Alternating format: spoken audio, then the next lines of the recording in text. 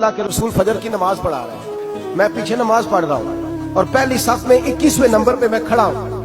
نبی کریم علیہ السلام نے نماز پڑھائی تو مزہ آ گیا۔ نماز کے بعد حضور نے غلاموں کی طرف رخ پھیرا، ایک کھجوروں کا ٹوکرا آیا، اللہ کے رسول کھجوریں نکال نکال کے تقسیم کرنے لگے۔ 20 صحابہ کو دی تو 21واں نمبر میرا بھی آیا۔ حضرت علی کہتے ہیں میں خواب دیکھ رہا ہوں، خواب میری وچ ماہی آیا تے میں گل وچ پا لئیاں باواں، ڈر دی ماری اکھ بھی نہ کھولا کتے پھر بچھڑ نہ جاواں۔ کہتے میں نے دیکھا حضور نے کھجور اٹھائی، اس کو صاف کیا، مجھے دی۔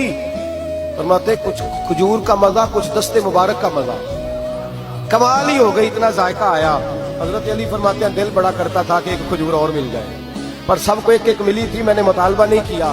فرماتے ہیں ابھی کھجور کھا ہی رہا تھا کہ مسجد میں اذان کی آواز آئی، میرے دل سے ہوا نکلی کہ یار کبھی تو ٹھہر جاتا نا، تھوڑی دیر کبھی ٹھہر جاتا نا، ذرا ٹھہر جا مؤذن، میرا دل دہل رہا ہے، تو ذرا ٹھہر جاتا۔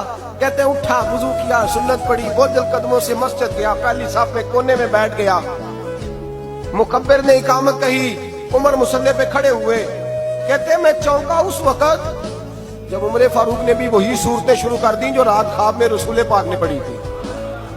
میں بڑا حیران ہوا، نماز مکمل کر کے عمر بھی اسی طرح دیوار سے ٹیک لگا کے صحابہ کی طرف منہ کر کے بیٹھے جیسے نبی پاک بیٹھے تھے۔ حد ہو گئی کہ کھجوروں کا ٹوکرا بھی آ گیا۔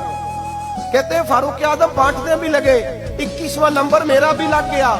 عمر نے کھجور دی تو ذائقہ بھی بڑا ہی آیا۔ حضرت علی شیر خدا فرماتے ہیں حضور سے تو ادب کی وجہ سے مانگ نہیں سکا تھا، عمر اپنا یار تھا، ایک کھجور کھائی تو میں نے کہا عمر یار ایک اور دے دے، تو کہتے ہیں فاروق اعظم نے ٹوکری میں ہاتھ رکھا، کھجور صاف کی، میں سمجھا ملنے لگی ہے۔ عمر نے صاف کر کے اٹھا کے دوسرے صحابی کو دے کے کہنے لگی علی چپ کر یار، اگر رات کو نبی پاک سے دوسری مانگتا تو میں بھی سویرے تجھے دوسری دے دے۔